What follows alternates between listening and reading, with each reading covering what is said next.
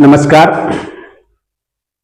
आज दसऱ्याच्या निमित्ताने महाराष्ट्रामध्ये अनेक आपल्याला वेगवेगळे मेळावे दिसत आहेत।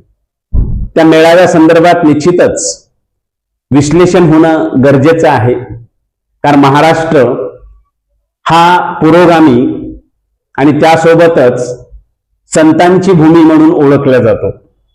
आणि आजचा जर आपण दसऱ्याचं विशेष महत्त्व पाहिलं, निश्चितच त्याला एक आध्यात्मिक महत्त्व आहे। पण या आध्यात्मिक महत्त्वासोबतच दसऱ्याला महाराष्ट्रामध्ये मेळाव्यांचा एक फार मोठा इतिहास आहे। पण एक काळ असा होता, मागील 15-20 वर्षापूर्वीचे जर आपण दसऱ्याचे मेळावे पाहिले तर लोक आतुरतेने वाट पाहायचे।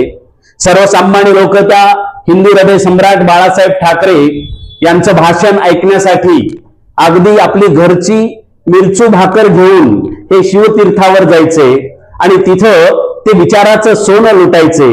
आणि हे सगळं विचाराचं सोनं घेऊन वर्षभर गावाकडे, गाव पातळीवर, खेड्यामध्ये, तांड्यावर, पाड्यावर विचार घेऊन विचार पेरला जायचा।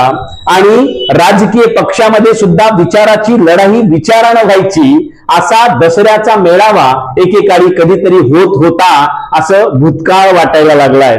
कारण आपण या 2-3 वर्षामध्ये दसऱ्याच्या मेळाव्याचे जर स्वरूप पाहिले तर अत्यंत नौटंकीबाज मेळावे होताना दिसत आहेत।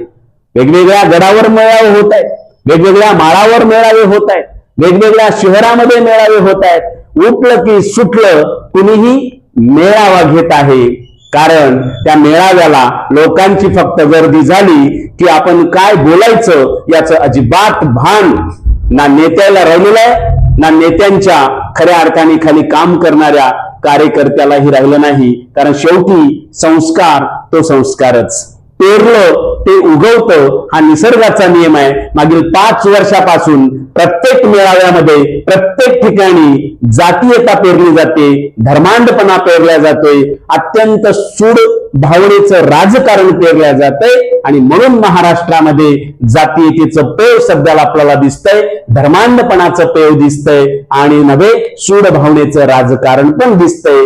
कारण मागील 10 वर्षात जे आपण पेरतोय ते उगवत आहे, उगवल्या जात आहे। आणि म्हणून महाराष्ट्रातल्या तमाम सगळ्या मराठी मनाच्या सर्व माणसांना निश्चितच एक विचार पडलेला आहे की आपण कुणा दिशेने गेलं पाहिजे।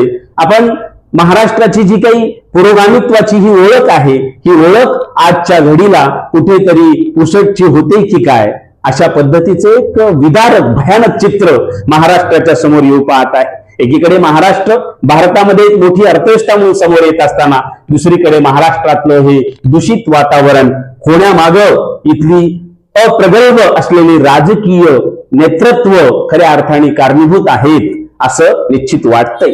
आजच्या वेगवेगळ्या मेळाव्यामधून जेव्हा आम्ही हे सगळं विश्लेषण करत होतो तेव्हा अशा भावना होत्या की आज महाराष्ट्रामध्ये 70% शेतकरी वर्ग हा महापुराने खऱ्या अर्थाने उद्ध्वस्त झालेला आहे।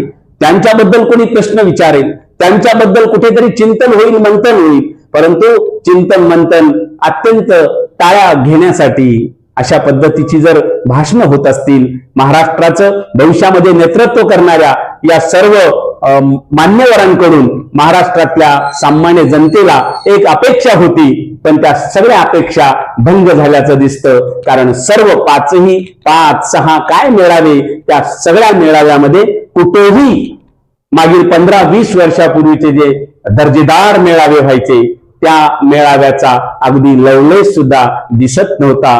अपेक्षा एवढीच आहे सामान्य जनतेची की येणाऱ्या काळात तरी किमान चांगलं महाराष्ट्राच्या मातीमध्ये बुद्धाचं तत्वज्ञान, फुले शाहू आंबेडकरांचं तत्वज्ञान, बसवण्णाचं तत्वज्ञान पेरल्या जाईल आणि येणाऱ्या 10 वर्षामध्ये पुन्हा एकदा महाराष्ट्र अशा पद्धतीनं एक ऐक्याने, चांगल्या विचारधारेने पुढे जाईल, अशा पद्धतीच्या आपण अपेक्षा करूया। सर्वांना दसऱ्याच्या खूप खूप शुभेच्छा।